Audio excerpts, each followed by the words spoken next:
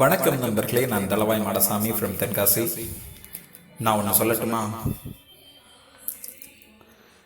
அறிஞர் அண்ணா 1937 வருஷம் அந்த நேரத்தில் கொச்சின் அந்த பகுதியினுடைய திவான் அந்த பொசிஷனில் இருந்தவர் ஆர்கே சண்முகம் செட்டி அப்படிங்கிறவர்.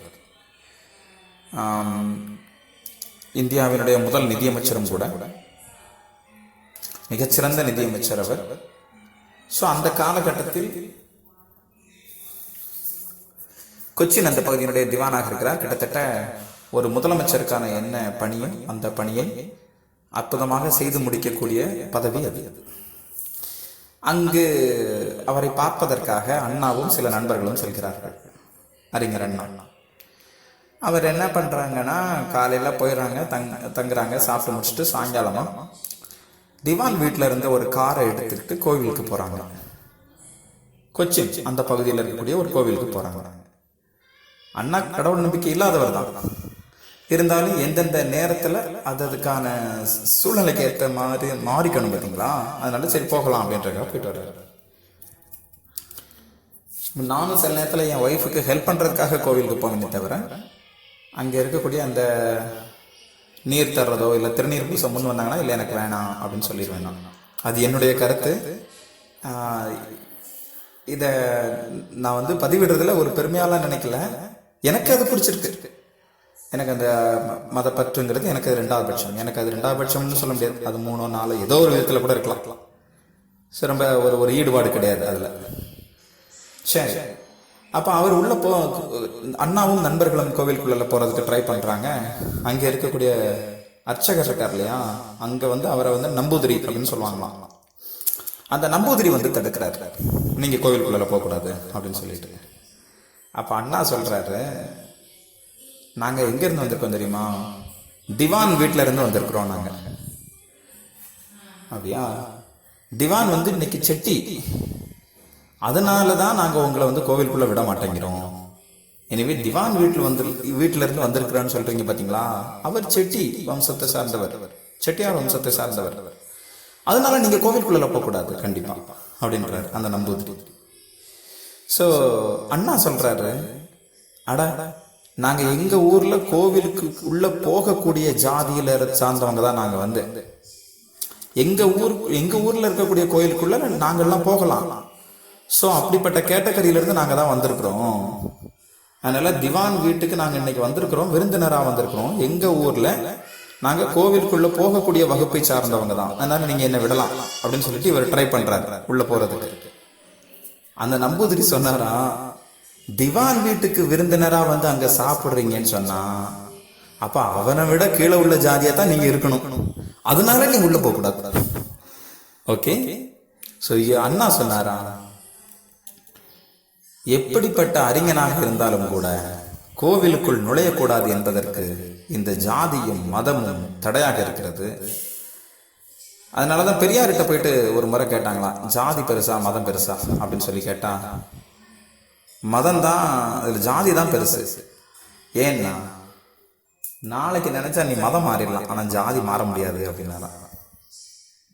பெருசுன்றது அது உயர்வா சொல்லல, கொடுமை அந்த வகையில சொல்லியிருக்காரு. எந்த கொடுமை பெரிய கொடுமை அப்படின்னு சொல்லிட்டு.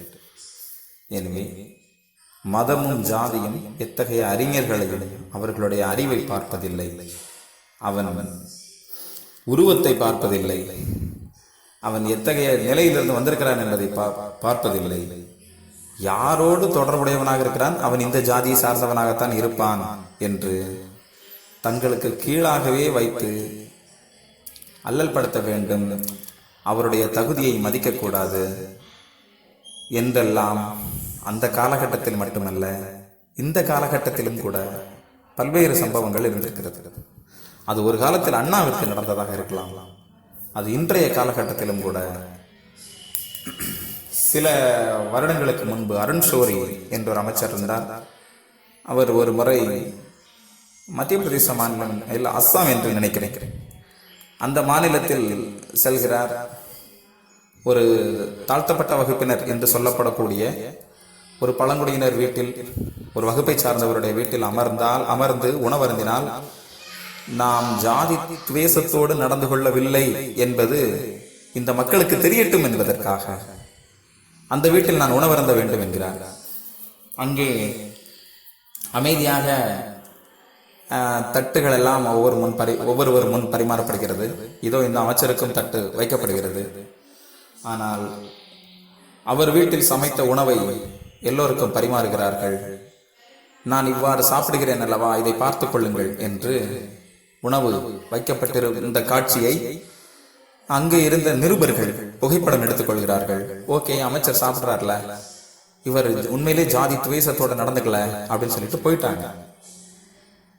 வித்தின் 10 minutesல அந்த உணவுகள் எல்லாம் அகற்றப்படுகிறது. வெளியே ஒரு ஹோட்டல்ல இருந்து சாப்பாடு கொண்டு வராங்க. அந்த சாப்பாட்டை வேற ஒரு பிளேட்ல இருந்து வெளியில இருந்து கொண்டு வந்த பிளேட்டை வச்சு சாப்பிட்டுக்கிட்டு இருக்காரு. திடீர்னு பார்த்தா மறுபடியும் புகைப்பட கலைஞர்கள் வந்துட்டாங்க. எத்தனை சூழலை தான் நம்ம மறைக்க முடியும்? எனவே இவர் உண்மையிலேயே ஜாதி துவேஷத்தோடு நடந்து கொள்ளவில்லை என்பதை இவருடைய செயல்பாடுகள் நமக்கு காட்டுகிறது. இவருக்குள்ளும் ஒரு ஜாதி கொடுமை இருக்கிறது. அது சாதாரண மக்களுக்கு தான் இருக்கிறது என்று நினைக்கவில்லை, அமைச்சருக்குள்ளும் இருக்கிறது என்பது கிட்டத்தட்ட ஒரு 10 வருடத்திற்கு முன்பதாக நான் புதிய தலைமுறை இதழில் படித்த சம்பவம். அது எனவே ஜாதியும் மதமும் என்று ஒளியும் படிக்காதவர்கள் கூட சில நேரங்களில் மனிதாபிமானத்தோடு நடந்து கொள்கிறார்கள். படித்தவர்கள் எங்கே இருக்கிறார்கள்? இந்த கொரோனா காலகட்டத்தில் கூட உணவு கொரோனா நோயாளிகளுக்காக தனியாக சமைத்து உணவு பரிமாறப்பட்ட வேளையில், அது ஆந்திர பிரதேசம் என்று நினைக்கிறேன், அங்கே இருந்த பிராமண சமூகத்தை சார்ந்தவர்கள் எங்களுக்கு தனி நபர் எங்களை சார்ந்த வகுப்பை சார்ந்தவர்கள் உணவு சமைத்து பரிமாறினால்தான் நாங்கள் உணவு எடுத்துக்கொள்வோம். அவர் கொரோனாவால் பாதிக்கப்பட்டவர், அந்த நோயாளிகள் 5 பேரும். அந்த நேரத்தில் கூட அவர்களை சார்ந்த அவர்கள் வகுப்பை சார்ந்தவர்கள் உணவு சமைத்து பரிமாறினால் தான் எடுத்துக்கொள்வோம் என்கிறார்கள். ஜாதி பற்று இன்னமும் வேரோடிக்கொண்டே இருக்கிறது. பாடப்புத்தகங்களில் வெறும் எழுத்துக்களாக மட்டுமே இருக்கிறது. அந்த எழுத்துக்கள் அந்த புத்தகத்தினுடைய காகிதங்களை புரட்ட என்றைக்கு அணுகுண்டு வெடிப்பது போல் மக்களிடம் அறிவு கருத்துக்கள் வெடிக்கும் என்று தெரியவில்லை. சொல்வார்கள், புத்தகங்கள் அணுகுண்டு ஒரு முறைதான் வெடிக்கும், புத்தகங்களை புரட்ட ஒவ்வொரு காகிதத்திலும் ஒவ்வொரு வார்த்தையிலும் ஒவ்வொரு எழுத்திலும் வெடிக்கும் என்கிறார்கள். ஆனாலும் மாணவர்கள் அந்த ஜாதி கொடுமையை பற்றி படிக்கிறார்கள். ஆனால் மதிப்பெண்களோடு அது நின்று விடுகிறது. இன்னும் வெளியே சமூகத்தில் சொல்ல போனால் அதை கற்றுக் கொடுப்பவர்கள் அவர் தீவிரமாக கற்றுக் கொடுக்கவில்லை என்றுதான் சொல்கிறார்கள். ஆசிரியர்கள் அவ்வாறு கற்றுக் கொடுப்பதில்லை என்றுதான் சொல்கிறார்கள். எதை பேச வேண்டும், என்ன வார்த்தைகள் உச்சரிக்க வேண்டும் என்பதற்கெல்லாம் வாயில் பூட்டு போடப்பட்டிருப்பதால் ஒரு குறிப்பிட்ட எல்கைக்கு மேல் நாம் தாண்டி செல்ல முடிவதில்லை. எனவே ஜாதி கொடுமை ஒவ்வொரு நாளும் பேச வேண்டியது இருக்கிறது. சில சம்பவங்களை நாம் மாணவர்களுக்கு சொல்வோம்.